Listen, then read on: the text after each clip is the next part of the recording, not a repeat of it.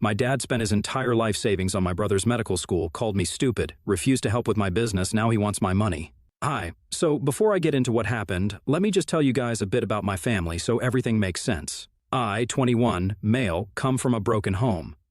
Unfortunately, my parents divorced when I was in middle school because my dad had an affair with his secretary. Of course, I found out about that much later when I was a little bit older. But the problems in my parents' marriage had always been there, and even as a child, I had picked up on the tension that always seemed to be there. They were together, but I could tell that they were not really in love, and there was definitely something off. When I saw other parents with their children, I could tell that they were a happy family, but that was not the case with my family. I also have an older brother, and one might think that coming from a broken family would have made our relationship stronger, but that's not what happened. No, unfortunately, my brother is a jerk, and for some reason he always seemed to have it in for me right from when we were kids. He tried to put me down all the time and would bully me relentlessly, and that led to our parents taking sides as well. My mom was mostly on my side, while my dad always supported my brother Eric. My brother, 25, male, was not a good guy at all and was literally the worst person to grow up with. He was the meanest kid ever, and would never let go of any opportunity to talk about me with his friends. I was a lot smaller than him, even physically, so I could never do anything except run to my mother, and that made me look even worse because it earned me the label of a mama's boy. My mother would always reprimand him, but it didn't help because my dad would always take his side and tell my mother that I needed to learn how to play rough, because that's how I would become a guy. But I didn't want to learn how to be a guy, I just wanted to live in peace. And for some reason, my dad and my brother just seemed to hate the idea of me having a peaceful life. They would constantly try to bother me one way or another. My mother would try to protect me, but there was only so much she could do because it wasn't like she could constantly keep an eye on us while also doing all the household chores. She was a stay-at-home mom, and she had a lot on her plate, what with raising us and also keeping the house in order. So it was nearly impossible for her to always prevent me from getting bullied by my brother or my dad. That's how things were for me growing up, and with time I learned to accept it and just let it go instead of constantly complaining about it and fighting against it. Then, when I was in 8th grade, my mother sat me down and told me that she was separating from my dad, and at that point I was old enough to understand that they had their reasons and this was for the best. She didn't tell me the exact reason why they were getting divorced, but I just assumed that it must have been because my dad was a horrible guy to be married to and she had just had enough, which is why she was leaving. It wasn't until much later, when I was in high school, that I found out the real reason why she had left. Apparently, my mother had found text messages on my dad's phone between him and his secretary, and that was the last straw for her because she had been putting up with enough already, but she couldn't accept infidelity. We were having a heart-to-heart chat that day, and she told me that the reason my dad had never liked me was because he hadn't even wanted a second child. But she had refused to give me up and had even threatened him with divorce. He was just setting up his business at the time, and they were short on money. They were already having a hard time paying all the bills, and having one child was also expensive for them at the time, and another child would be difficult to handle. But my mother put her foot down and said that she was not going to give me up and would definitely go through with the pregnancy. They did have a babysitter at the time because, even though my mother was working before I was born, my mother suggested that she would continue to work and would just borrow money from her dad, my grandpa, until my dad's business took off, and then they would return everything. But my dad was not on board with the idea of taking money from his father-in-law, so he told my mother that the only way he would agree to a second child was if she quit her job and stayed at home. He expected my mother to disagree with it and terminate the pregnancy, but my mother didn't do so, and that's how things started falling apart between them. My mother acknowledged that both of them could have dealt with the problem better, but the way that my father had started resenting me and harming me after I was born made her feel terrible, and that's why she didn't ever try to reconcile with him. She told me that the fact that I had such a terrible childhood was partly her fault, and apologized to me for it, because she felt like she should have left sooner but didn't, because she believed that it would have a negative impact on us. Unfortunately, the decision to stay in that marriage is what made things much worse, and ultimately she had to leave, but after getting hurt in the worst way possible. And part of her still loves my dad, even after I was born, and he had started to treat me really badly. She had held out hope that maybe he would change, but that never happened, and she was just disappointed time and again. So the distance between them just kept growing, and he ended up cheating. I love my mother, I really do, but I honestly think that she could have been honest with me about a lot of things way earlier than she chose to, because she only told me about all these things when I was in my final year of high school. But they got divorced when I was in middle school, and unfortunately, I had to spend every weekend with my dad. My parents had worked out a custody arrangement where I would spend the weekends with my dad, and my brother would spend the weekends with my mom. It worked because I hated spending time with my dad, and I hated my brother even more, So I had made it very clear in the divorce that I did not want to be with my dad at the same time as my brother because that would be a total nightmare. My mother agreed with it, so she got her lawyer to work out the terms, and even though my dad was not happy about it because he believed that it was important for me to bond with my brother, I thought that it was impossible for me to bond with a monster like him. So thankfully, my mother had taken my side and worked out an arrangement where I had to spend the bare minimum of my time with my dad, and my brother and I mostly just grew up with her. But despite that, we would spend the holidays together, and that would always be terrible. Because after his divorce, my dad started dating his secretary, and my mother couldn't stand it.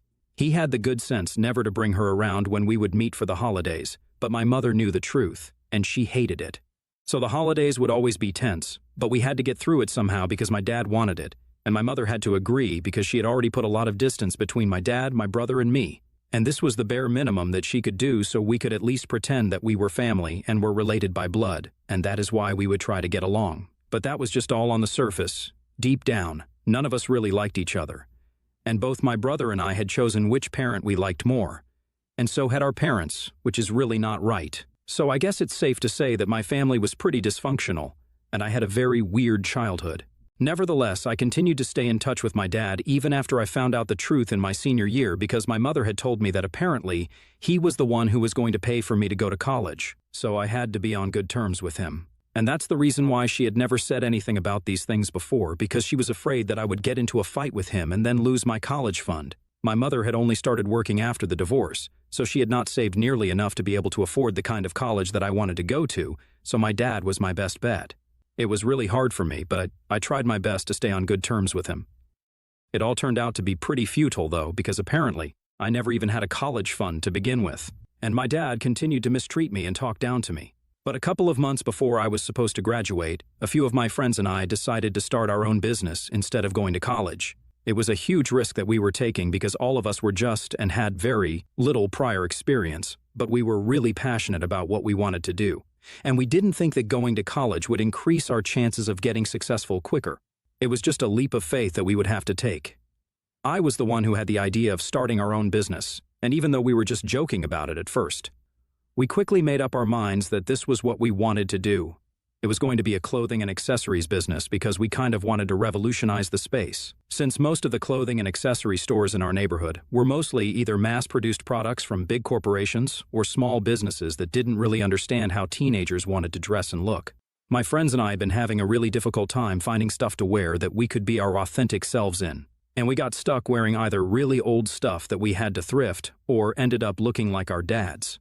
We had been joking about it, but it occurred to us that a lot of other people our age might have felt the same way, so that's how our brand was born. And I'm proud to say it, we have expanded considerably since then, and I'm glad that I took that risk without bothering to go to college because I think we did pretty well for ourselves. It was me and 3 of my friends who brainstormed for months and came up with the business plan. It was already decided that the 2 of us would try to design the clothes, which would not be difficult since most of us were already pretty good at art and stuff like that and were interested in fashion. And the other 2 would focus more on the business aspects of things. So I was supposed to start looking for investors, which was going to be difficult because we were just a bunch of 18-year-old teenagers with barely any experience and no college degree. We didn't have a fashion degree and neither did we have a business degree. All we had was passion. It sounds idealistic, but we were stubborn and had already made up our minds. For a few weeks I didn't tell anybody about this, but then I couldn't keep it a secret from my mother any longer, so I told her everything. She was kind of nervous about it at first, and then insisted that I at least go to college and get a degree, but I told her that I was really sure about this and I just wanted her to support me. So she came around. But she told me that it would be very difficult to make my father agree to help me out with this because he already didn't like the idea of guys having typically feminine interests. And if he found out that I was dabbling in the fashion industry, he would probably never speak to me again. But I needed money, and my friends and I were being declined by every investor. Most of them didn't even entertain a meeting with us before saying no, because nobody wanted to bet on us, and understandably so. The only people who would even touch our business would be friends and family, so that's who we had to rely on, and I understood that very quickly. So, about 2 months before I was supposed to graduate, I decided to talk to my father about money for my business. My friends had already spoken to their parents, and everybody had agreed, albeit after a lot of pleading and begging, to invest in our business and help us out. But my dad would be the toughest nut to crack, and I already knew it. Of course, first I had to tell him that I hadn't applied to any college at all because my friends and I had started working on our own brand. And that's what we wanted to go ahead with. And that's what I needed my college fund money for. When I first told him about it, that I was not going to college, he didn't seem to care and said that he was fine with whatever I did. But when I told him that I would need the money from my fund to fund my startup, he told me that he didn't have any money set aside for me, because he was serious, not even kidding, about not caring about what I did. That was when I found out that I never even had a college fund to begin with, because everything that he had already spent on my brother, who went to medical school. My brother started 4 years before me, and I knew that he went to medical school. I also knew that it would be expensive. But I figured that my dad's business was doing well, so he would of course be able to pay for both my brother and me to go to college. What I didn't realize was that my brother was not just taking money from my dad for school, he was also taking loads of money from him otherwise, to have a fun lifestyle when he was supposed to be studying to become a doctor. And my dad was happy to help him. He told me that he had written a check to my brother around the time that he left for medical school and given him his entire life savings that he had set aside. It was a huge amount, almost $120,000, and he had just given it all away. Since then, he had been living off of his salary, and he didn't mind it one bit. He had also assumed that I would not be going to college, something that he was right about, but for all the wrong reasons, which is why he never bothered to save for me or even tell me that I didn't have a college fund. He explained to me that day that he just believed that Eric was his brightest son, and he had never expected that somebody as stupid as me would even bother to want to go to college, let alone get in anywhere. And I had proved him right by not applying and deciding that I was going to start a business, because apparently this is exactly what he had expected of me. I thought that he was kidding or something, but after a few minutes I realized that he was being serious, and he had actually given his entire life savings to Eric to spend, and he had nothing for me. I completely flipped out at him because not only was I upset that he didn't even think to set aside any money for me, he had called me stupid and had called Eric bright. That day, I finally let loose and told him exactly what I thought of him because I just couldn't take it anymore. I had expected him to help me out just a little, and I was going to pay him back once my business started making money.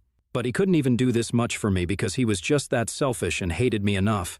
I was inconsolable because even though I had always known that my dad didn't like me, and he liked Eric way more, I hadn't seen this coming. We got into a massive fight, and that was pretty much the last day that I spoke to my father because after that I had nothing left to say to him. During the fight, we had pretty much said everything that we had to say, and there was nothing more to add to it. I decided that I was not going to see my dad ever again, and he was fine with it because he realized that no matter how much he wanted to, I was not going to turn out like Eric. After that, I pretty much just moved in with my mom, and it was hard to let my friends down and tell them that my dad would not be giving us money to start the business, but they understood.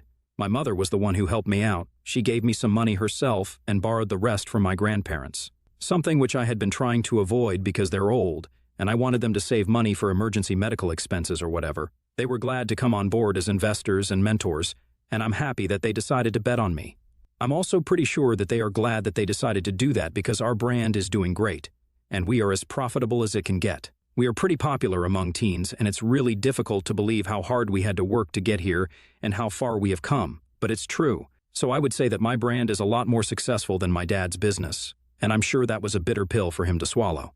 But fast forward to 2 weeks ago, something weird happened, and my dad called me up after almost 3 years of not talking to each other. And surprisingly, this call was about Eric because he had bad news for me. He started off by congratulating me on the success of my business. I thought that he would finally acknowledge how wrong he was, but he told me that they actually needed my help. He said that Eric had completed his residency recently, but he was in huge trouble because he had started gambling when he was living away from home, and my dad recently found out that he was in debt. It was not even a small amount, a significant amount of money, and we had people looking for him because he needed to cough up the money. Eric had to come back home within days of finishing his residency and was hiding out with my dad right now, but that's not going to help alone, because sooner or later he will be found out, and these people that he's dealing with apparently are kind of dangerous. My dad is scared that something bad might happen to him. This is where I come in. He said that he needs me to lend them some money to pay off their debts so they can start afresh. And my dad is living off of his salary right now, and he expects me to help them out with the money since my business is doing so well. He thinks that it might not be such a big problem for me as it might be for him. This is all he said. There was no apology for the past, and he pretended like we had always had such a cordial relationship. There was not even a hint of remorse in his tone, and it really pissed me off that he just expected me to help them out because he had called me. So I got really mad, and I told him that he could knock on other doors and beg them for help, but he was a fool to expect anything out of me. Then I hung up and blocked his phone number. After that, I got a few calls from an unknown number, and I figured that it must have been my brother, so I blocked him as well so that they would not have any way to access me. It's been 2 weeks now, but I haven't been able to shake off the guilt, and I just feel really bad right now. As a matter of fact, I have been feeling really weird about my decision to not help them, despite having the means to do so. Ever since I blocked them, I feel like I still have the opportunity to do right by them, but I don't know if they deserve it, and I'm really confused about what to do right now. AITA for not wanting to help my brother after my dad refused to invest in my business 3 years ago because he had already spent his life savings on my brother? Update 1. Hey guys, thank you so much for the response. I have decided that I'm going to sleep on this for a couple more days and think about what to do instead of letting my emotions get the better of me. So far, I hadn't spoken to my mother about it because I didn't want to stress her out. She had cut my dad and Eric off around the same time that I stopped speaking to them. But I know that she worries about my brother as well. She can't help it, she's a mom. And I know that if I told her that my brother was in debt, she would get really anxious about it. But I just had to talk to her about this, so I told her everything. Surprisingly, she said that I had no reason to help them because they had never looked out for me or had my back. It would have been a different story if my father and my brother had apologized to me for how they had been mistreating me my entire life. But they didn't even do that, and it was the bare minimum. So I really had no reason to feel sorry for them, because Eric had dug this grave for himself, and now he could lie in it. My mother told me that she would have been worried about him had he been any younger, but he's in his early S, and it's not like he didn't know what he was doing. He screwed up. My dad allowed it to happen by encouraging him to be the worst his entire life, and now the two of them could clean up this mess. I thought it was great advice, even though I'm not sure what I want to do right now. I'm still going to think about it, but honestly, my mother has a point. This is my hard-earned money, and I don't want to just give it away to a gambling addict. Besides, I don't even know if they were telling me the truth, or if it was just a story that they made up as a ploy to get cash out of me. Honestly, I wouldn't put it past them, because all things said and done, I'm a lot more successful than they had bargained for, and I'm sure that it's not easy for them to accept this. So of course, they will try to do anything in their power to screw it up for me. Update 2. Hey, so I made that post last week, and yesterday, I decided to do some digging to find out what was going on so I could make an informed decision and not deal with the constant guilt of hanging my family out to dry. I know that they did me bad and stuff, but I am a paranoid guy, and I just wanted to make sure that nothing that bad was going to happen to them. Because I don't think I would be able to forgive myself if it did, and I would hold myself responsible if something did happen. So I thought that I would pay them a visit and check out what's up. I went over to my father's house, but to my surprise, I found out that they had sold that house around 3 weeks ago, and a new family was already living in it. I spoke to the neighbors and found out that the house had been on sale for almost a month apparently, and the realtor had made a huge sale. And my dad had received a substantial amount of money because the house that they had been living in was apparently in a prime location right now and was worth quite a lot. But this was 3 weeks ago, and my dad had already received the money by the time he called me, so I could not understand why he felt the need to ask me for money as well. It was confusing, and I had no idea what to make of it until this morning, when I received a call from my dad's lawyer, who told me that I was going to be excluded from my father's will because I had apparently failed the test that he had set for me. You guys are reading it right, they were not in any real trouble, but my dad was just testing me to see if I would have their back, and on the basis of that, he would include me in the inheritance. He had sold the house because he was moving to live with Eric, who had recently finished his residency. And since he wanted to wrap everything up here before he left, he created this little test for me. I can't even imagine what kind of screwed up mind would think that this is an acceptable thing to do. And I'm honestly glad that I failed his little test, because I really don't need his money. He can disappear off the face of the earth tomorrow, and I still wouldn't care, because I had been caring a lot in the past few weeks, and that got me nowhere. So, no more of that. Gosh, it's still mind-boggling how insensitive and psychotic the two of them still are. I think some people are just not capable of changing, and think that the world revolves around them. I'm just glad that the business is doing well, and I will probably not need to rely on anybody's inheritance for the rest of my life if my business continues to grow at this rate. But the mystery had been solved, and there was no reason for me to worry. It's just sad because now if something actually ever happens, I probably won't even believe them. They are pathetic, I just absolutely have to say that. Update 3, hello, so this update is coming almost a year after the last one. And I'm happy to tell you guys that I am engaged now. I met my future wife last year, and I know that getting engaged after being together for just a year is too soon for most people. But you know what they say, when you know, you just know. And besides, I have known my fiancée ever since we were kids.